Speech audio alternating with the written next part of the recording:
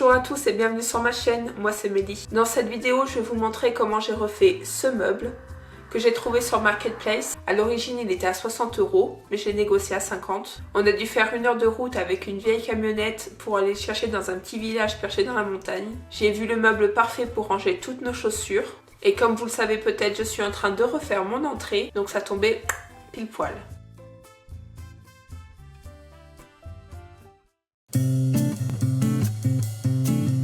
Il s'agit d'un meuble de la marque MD qui faisait de 1920 au début des années 2000 des bibliothèques entièrement modulables avec des compartiments aux tailles et aux fonctions différentes. Sur celui-ci par exemple, j'ai un module qui fait barre.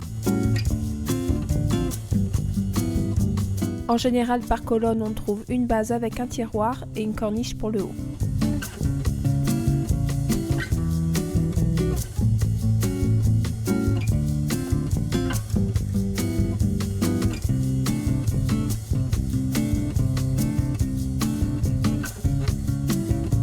Pour ce meuble, on a 3 colonnes de 3 modules chacun, 3 petits, 5 grands et un bar entièrement recouvert de miroirs.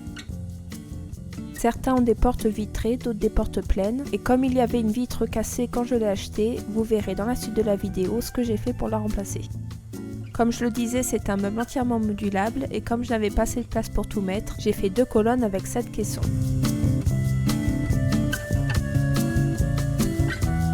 C'est plutôt drôle de se dire que c'est un meuble qui a été fabriqué pour un client à Blois, que je suis allée chercher dans un village à 1 heure de chez moi, alors qu'il sort d'une usine qui se trouvait à 15 minutes d'ici.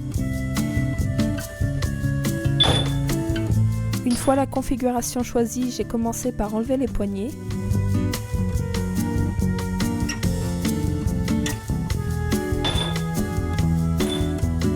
Et enfin, le plastique autocollant rouge qui se trouvait dans les 3 plus petits modules.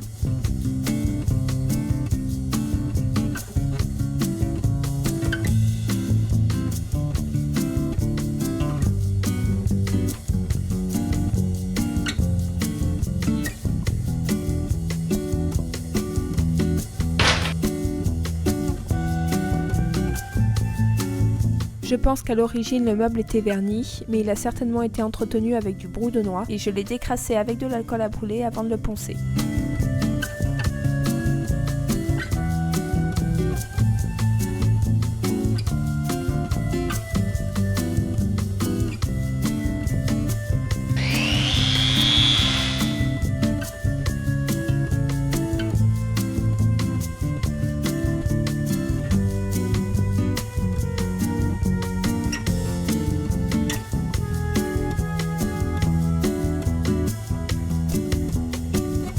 J'ai utilisé 2 pots différents en peinture noire satin parce que je n'ai retrouvé la première dans aucun magasin, mais on ne voit absolument pas la différence.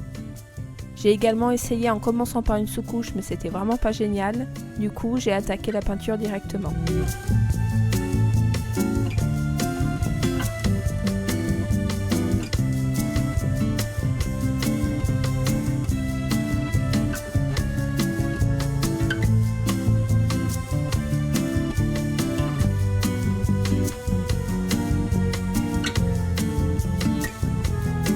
J'ai passé en tout 3 couches de peinture, plus quelques petites retouches par-ci par-là aux endroits glissants où il restait un petit peu de vernis.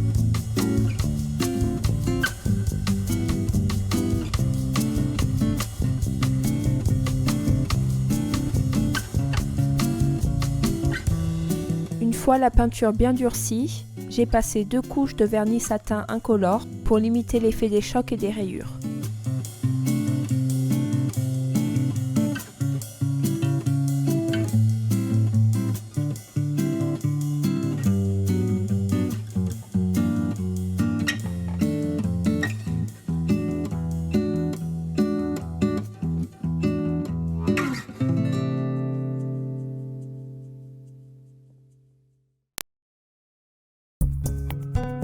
Toutes ces couches de peinture se sont faites sur plusieurs semaines et j'étais assez contente de pouvoir passer aux finitions.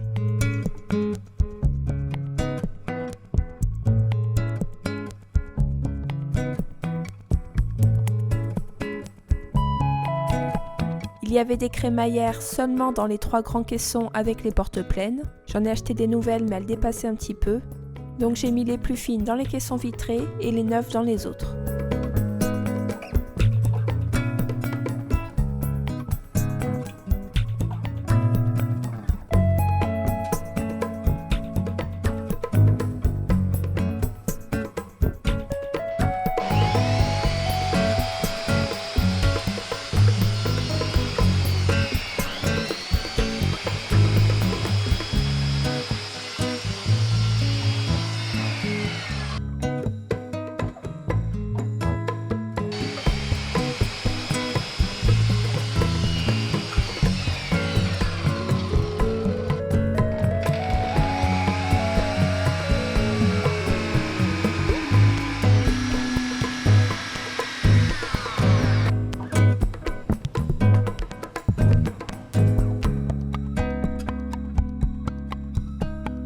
J'ai ensuite fait quelques petites réparations.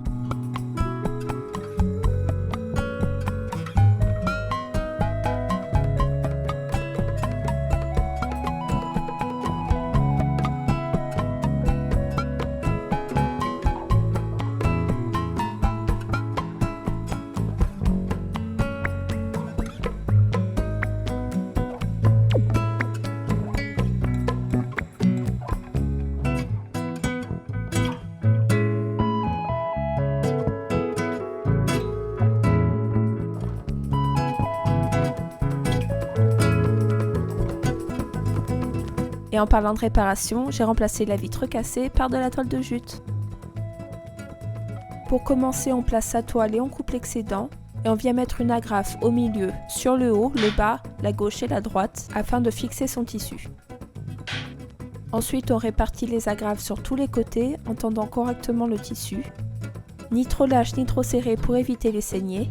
Ce sont ces petits plis pas très jolis qui se forment quand le tissu est trop tendu.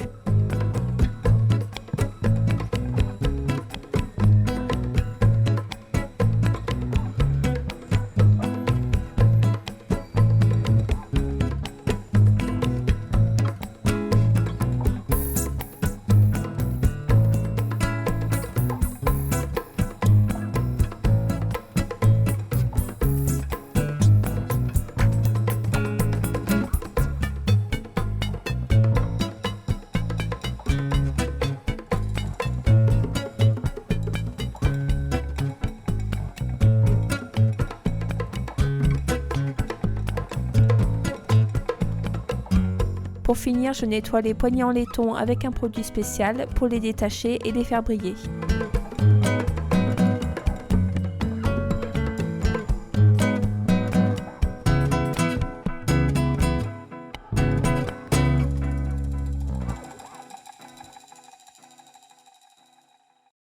Et voilà!